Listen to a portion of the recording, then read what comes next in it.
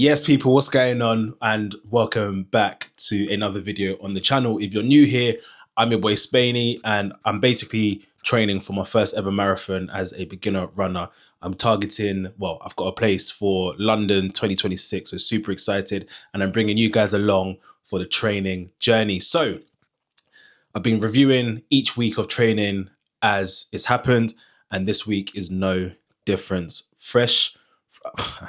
I can't even say fresh, to be honest. I'm not, well, I haven't been particularly fresh off fresh off my trip to what ended up being the US. Check out last week's review if you have no idea what I'm talking about. I say review, it's basically a training vlog while I was in the States. Did a couple of days in Dallas and a week in Miami. So yeah, check that out if you haven't. Had a lot of fun putting that together, and I hope you guys enjoy that one if you have seen it already. If you haven't, I hope you enjoy it. Anyway, the point I'm making is this is my first week back. Obviously, I got back Monday morning. Context as always, guys. Today is Monday, the 10th of November. So I've been back exactly a week, I think. No, I got back on Tuesday. So I've been back 6 days. Anyway, the point of the matter is this week has been a little bit, you get me? It's been a little bit, all right. So I actually didn't start training until Thursday. I know in last week's recap when I was at the airport in Houston, I said that I would look to get straight back into training on Tuesday, and that just didn't happen. I don't even know why I thought, because I got back early Tuesday morning. We got back at we landed 7:30 Tuesday morning. So I don't know why on God's green earth I thought I'd be able to get out and train that day, because obviously, if you sleep on a plane, it's not the best sleep in the world, is it? Although there's one time, I was saying this to Rebecca when we got back, there was one time we flew on an A380 when we were going to Thailand, and I got some good sleep. Anyway, that's besides the point. I don't even know why I'm talking about all of that. So yeah, we got back very early Tuesday morning. As I said, landed at 7:30, didn't get home until I want to say 10, to be honest. Yeah, I don't think we got home till 10. And then, yeah, anyway, there was just no chance I was going to train that day. So that was wishful thinking. Wednesday, I got out and did a very, very, very meaty gym session. I went to the gym in the evening after working as well. So I had that to contend with as well. So not only was I still tired from my trip, but worked on Wednesday, and yeah, got a very meaty gym session in. I was even on the phone to my boy throughout the whole session. So I wasn't really paying attention. I had about 45 minutes in the gym because I had to get back because Rebecca wanted to get out. And I spent the whole 45 minutes doing bench press. That's it. But like I said, I was on the phone to H, and so literally I just wasn't really paying attention to the gym session as well. I was kind of just in there just for the motion, if you know what I mean. Yeah, look, I mean, I made it there regardless, and I still lifted some heavy metal, so can't complain. But then, yeah, obviously, finally actually got to running again on Thursday. Now, the thing is as well, guys, I don't know. This week, I'm a stubborn person, and I take risks in the sense of you would have seen if you made it that far to the end of the last video when I was at Houston airport, my foot started playing up, I think, towards the back end of that trip. Okay. And that's only been continuing. Like I said, the morning that we were traveling, that morning when I woke up, my foot was in pain. It was painful to walk. Not painful to walk. Well, it was pain. It was difficult to walk properly. Let's put it that way. And yeah, that's kind of just been continuing. It's weird though, because it's as the day goes on, usually with a bit of movement and a bit of mobility, I say mobility as if I'm doing mobility exercises. That's not the case, but just with a bit of movement, it seems to get better as the day goes on. Now, as I say, Thursday is the first day I went out running. I got all my runs done this week. So that means I went out Thursday, Friday, Saturday, Sunday, right? Did my easy run on Thursday, steady run on Friday, recovery run on Saturday, and my long run on Sunday. Okay. all of those runs were in the morning as well.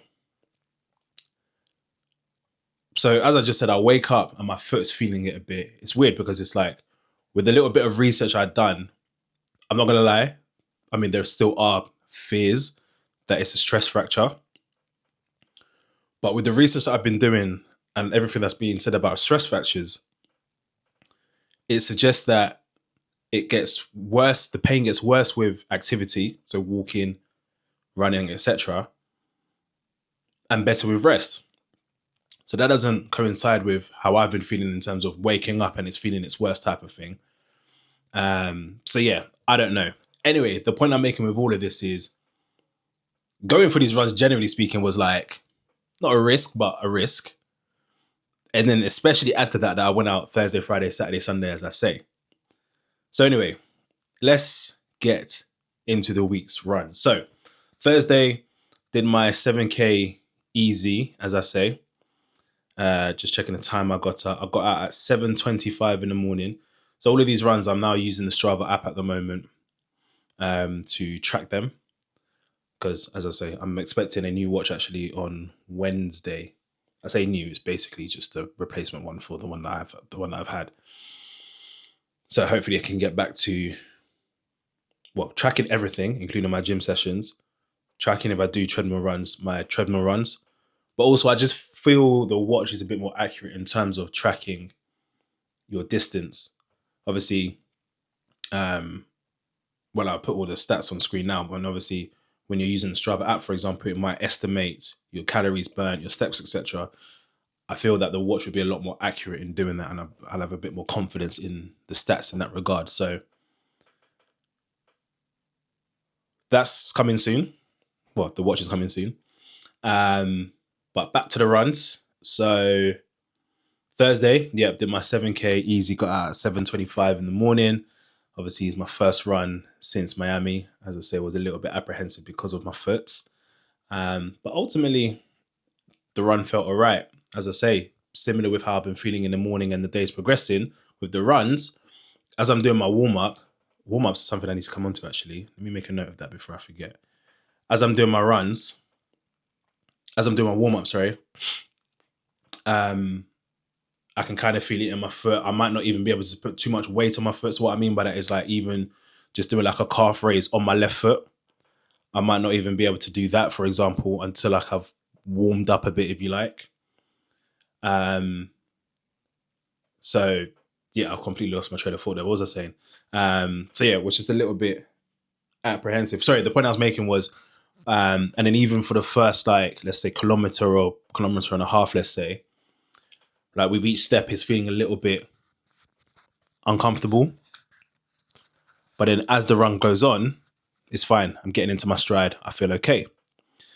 So anyway, so my 7K easy, I did in a time of 48:37 for an average pace of 6:57, which is cool. So this is another reason why I need my watch back, or I should get a heart rate monitor, because I need to be working to heart rate zones and to target heart rates, if you like, as opposed to always focusing on time. Because obviously, as I'm getting fitter, the reality is these easy runs and steady runs, etc., the paces should be picking up a bit. So obviously, I think when I started, I was doing easy runs at, I want to say around 7 minutes per kilometer, maybe 7 to 7:15 per kilometer. I was doing my recovery runs at about 8 minutes per kilometer.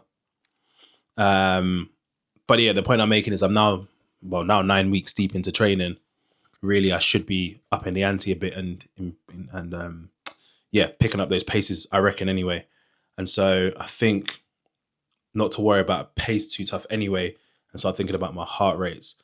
I might go and do one of those VO2 max calculating things that you go and basically test out. That would be quite cool. That'd be quite cool content as well, actually. I think. So yeah, average pace 6:57, and I've just got here. Yeah, obviously at the beginning felt it on my foot, but seemed to ease up as I went on. I've got a definite contrast to Miami runs, because obviously Miami, boy, running shirtless by the end of that trip, and then come back here. To be fair, in this one I was wearing a jacket, but I'll be honest with you, once I got out, I realized I probably didn't need to wear a jacket. Like, it wasn't cold to the point, especially for a run, it wasn't cold to the point I needed to wear a jacket. Do you get what I mean? But Anyway, that's all good. Um, and also I suffered my first bit of chafing after this run, weirdly. So in between my thighs, I suffered my first bit of chafing. So that was something I tried to, I kind of monitored in the following runs.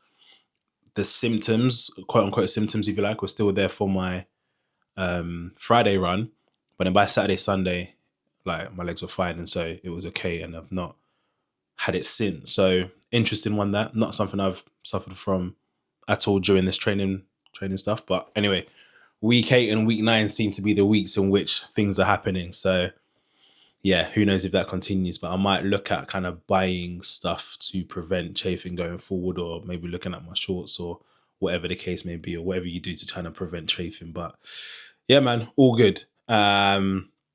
Which also reminds me, because when I was in Miami, around the time I posted a TikTok. Not sure if you guys know, but I've got a TikTok for this page, Spainey Runs. So I'll link it below. Make sure you follow. There I post pretty much every day in terms of like my activity, what I'm doing, etc., etc.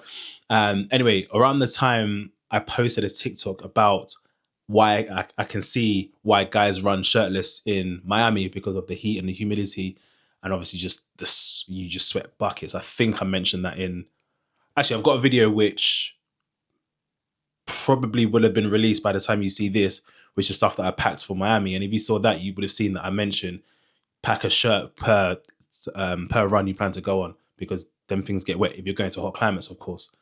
And around the time I posted the TikTok around why I can see why men run shirtless in Miami, a video popped up on my YouTube Discover page, or whatever it's called on YouTube, and it was around chafing of the nipples, basically. And what's mad is, I think the week before I went to Miami, my nipples got mad sensitive. And I was thinking, why the hell is it, like, what the hell is this? Like, why do I feel this? Do you get what I mean? And I ended up watching a video, and it turns out that basically, that I might sound stupid for even saying this as if it's some mad revelation, yeah? And you guys might even know this already. I don't know. But it turns out that when your top gets wet, like when it gets like soaked through, if you like, it causes more friction. And yeah, obviously it just makes it just means it starts chafing against your nipple, or against your nipple, and it can cause them to be mad sore. And that made sense, because I think I noticed this after a run in which I was particularly, I think, sweating particularly quite a bit, or whatever it was. I can't remember exactly what it was, because I'm not really running much rain so far, so I must have been sweating quite a bit. And yeah, my nipples just started, and I was thinking to myself, I was like, why are my nipples so sore? Like, I've been running and like it's been fine. Like, my nipples haven't been hurting, or they haven't felt like this, or whatever. Like, so why is it now running me that is? And I didn't put 2 and 2 together that it would have been after like a particularly sweaty run or whatever. But yeah, so I randomly saw that. But yeah, anyway, very I guess interesting discovery, or just a random discovery there, should I say. At this point, I'm just speaking my mind, man. Anyway, so that was Thursday's easy run. Friday, I did my steady run again. Let me just quickly see what time I got out. Friday, so that was 7:33 in the morning. Yeah, so 7:25, 7:33. Cool. Now with this one, I don't know who I thought I was when I started the run, because basically, given the backdrop of everything I've just said around my foot, for example, right? I came out the gates relatively hot, obviously relative to my pacing, right? I did my first kilometer in 5 minutes. And it was one of those weird ones where I was running and I was looking at my phone, because obviously I'm holding my phone in my hand. I'm looking at my phone and it's saying like I'm doing 4:40 something per kilometer. That's the pace I'm going at. So I'm thinking to myself, nah, come on, this is just taking some time to calibrate itself. Maybe it will adjust. Then it goes, first kilometer completed, split pace, or time of last kilometer, 5 minutes. I was like, rah. The point is, I actually felt all right. Like, I felt like I could maintain, okay, not that pace, but I felt like I could maintain a slightly slower pace than that for the 8 kilometers and for the duration of the run. So I was like, you know what? I'm going to do that. Let me just see. Do you get what I mean? And as I say, by the time I got to like a kilometer and a half in, my foot starts feeling like warmed up, and it's like ready to actually, my left foot that is, starts feeling warmed up and it's ready to go, if you like. And so I'm like, you know what? Let me just see like if I can maintain just slower than this pace per kilometer for the duration of this run. And so yeah, decided to do so. So ended up doing the 8K in 43 minutes and 52 seconds for an average pace of 5 minutes 29. Now, another thing about this run is there were a couple dirty hills that I had to tackle. And so it actually makes me think that that pace could have been ever so slightly quicker, slash the time ever so slightly quicker if it wasn't for them hills. Because if you've been to my house where I start my runs, basically, it's well, it's on a hill. So if I go left, I'll go downhill. If I go right, I'll go uphill. And this run, what did I do? No, actually, I started downhill. But anyway, the point I'm making is I came back and I ended uphill. I did like a good 700 meters uphill in the last, 700 meters basically, which also reminds me about this run. I weirdly felt very accomplished after this run. Not only because, like I said, I didn't challenge myself. Well, I kind of challenged myself to maintain like a 5:30-ish pace, anywhere between, let's say, 5:15 to 5:30 pace, right? But also, I decided, I think two things, running around Miami and just like the fact that I made every run like a different route in Miami, just so I could explore the city a bit more and just see different parts of the city, or obviously still within the confines of a certain distance of my hotel, if you like, but still, I made sure every run was like a different route, right? So inspired by that, and also the fact that you may have seen, or you may or may not know, I recently, as of like 3 months ago, moved to a new area, and I haven't explored the area at all. Let's put it this way: there's a couple parks that I've been using to run around for these runs. Up until this point, obviously, my runs haven't been that long that I need. Well, let's put it this way: if you run a circle for 15 kilometers, that's boring as hell, right? So you don't really want to do that. But obviously, at this point, I've not been doing my long runs. Hadn't been that long that I needed to think about like my routes. I know this is only an 8K run, but as I say, inspired from Miami and what I did there, but also the fact that my son Gabriel, his swimming is like, where I take him swimming, it's like down one of those roads that I had never gone down, basically. And so I was like, you know what, let me start exploring some of these other roads that I've just never turned down, right? And so I come out the house, I start running. As I say, first kilometer I felt good. 5 minutes, I'm like, right, I can maintain this. I maintain it, or maintain just slightly slower. And I end up actually just making up my own route as I go along. Usually I'll get Strava to try and map out some areas for me, but I thought, you know what, forget all of that today. Let me just run. Let me just run, and I'll just turn when I feel like turning. I'll go whatever direction I feel like going. And the maddest thing about this, right, is not only did I like get a decent route out of it, like I actually like quite enjoyed the route that I took, but minus the hills that I ended up climbing, although one of them was, could have been prevented, because usually I'll end at the end of my road, so I don't have to run up the hill. But what was the point I was making? I keep doing this. Anyway, what I'm getting at is I made up my own route, turn left, turn right, whenever I wanted to, and I end up basically doing exactly 8 kilometers pretty much back at my doorstep. Like, guys, tell me that's not sick. I'm waiting. Tell me that is not sick. And if you don't think that is sick, lock off from this video immediately. Lock off from this video, because that is sick. My runners will know that that is sick. Like, to map out pretty much by yourself 8 kilometers exactly is sick. Guys, running, completed it. Might as well just shut down his YouTube channel at this point. I don't even need to run the marathon. I've completed running. Honestly, that is so sick. Like, I felt so accomplished at the end of this run. It's actually mad. But anyway, that's neither here nor there. But yeah, overall, you can probably tell I was happy with the run. And again, my foot, as I say, kind of warmed up as we went on. So Saturday, I did my 5K recovery run. So to complete my hat trick of runs, Thursday, Friday, Saturday. Can't lie, Saturday morning was an absolutely beautiful morning for running. Beautiful. Sun was out, crisps. Like, the air felt crisp. It was nice. So this time I got out at about I got out at 7:43. And yeah, time 35 minutes and 40 seconds for my 5K. Average pace of 7 minutes and 6 seconds. Now, it's a recovery run. Absolutely nothing major to report on this one. But yeah, as I said, glorious conditions for running. So yeah, that was nice. And now time for the main event, the the long run. The long run for Sunday. So yesterday, as of the date of recording.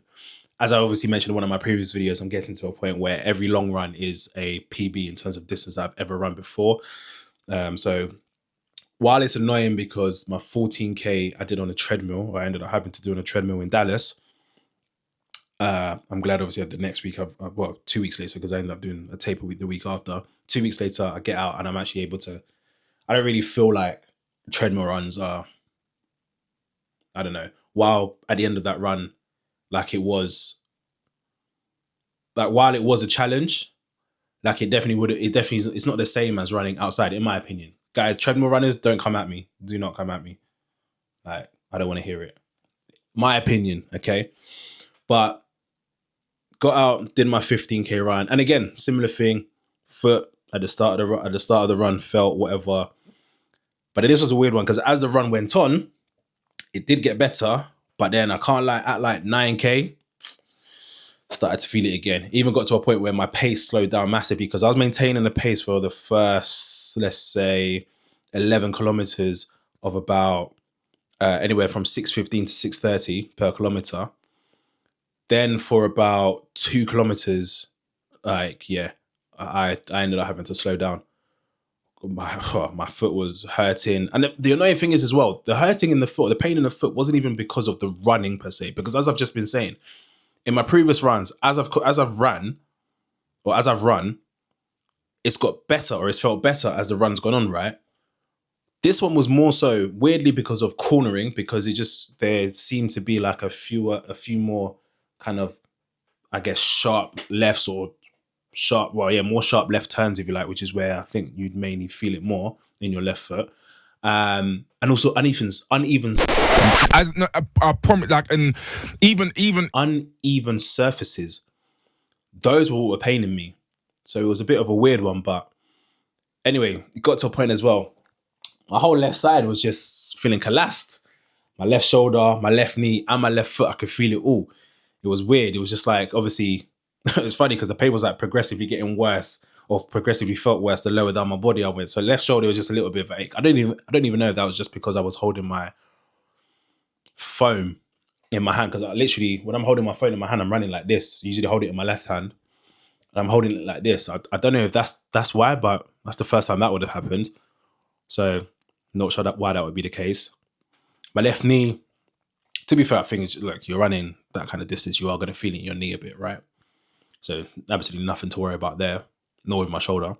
But yeah, my left foot, as I say, as the run went on, got better for the midsection of the run, but then yeah, kind of started to feel bad to the point I ended up having, like, my pace started to fall quite a bit.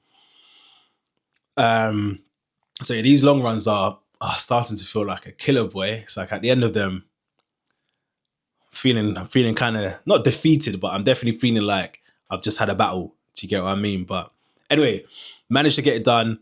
Time of 1 hour, 38 minutes, and I think about 30 seconds. Average pace of 6:33 per kilometer, which I am happy with, as I wanted to maintain a pace of 6:30. Did my fueling properly as well. Obviously, you would have seen it. Well, to be fair, I fueled partly through the 10K last week, didn't I? But yeah, I did my fueling this week as well. So I fueled at about half an hour in, took an energy gel. I did have some water with me as well, electrolyte water with me as well. And then I fueled again about, it was around kilometer 11, I think. It was around 11 kilometers. I think I refueled again, and that was about 40 minutes after the first me taking the energy gel. I also ran with the vest properly as well, because you would have seen again in Dallas, I tried to run with my new running vest. I didn't really get the chance to do that because, as I said, I ended up doing my run on the treadmill. But this time I managed to get out with the running vest properly, if you like.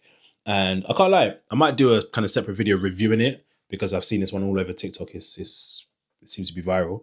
And I mean, you could probably say I got sucked into the consumerism there, but I was in the market for one and I saw it and it was relatively cheap. So yeah, I picked it up. And yeah, I vibe with it. I do vibe with it. I do like it. Distinct lack of pockets, as I said, but I do like it. So yeah, I had my energy gels there. I had the I've actually got it. I had it here somewhere. It was the this bad boy. The I guess it's like a collapsible flask or whatever it's called, or collapsible bottle. Although I'm not the biggest fan of that, to be fair, especially in the front, and especially like I like things on my left hand side, if that makes sense. And so where the pocket for that is on the right hand side, I didn't really like that.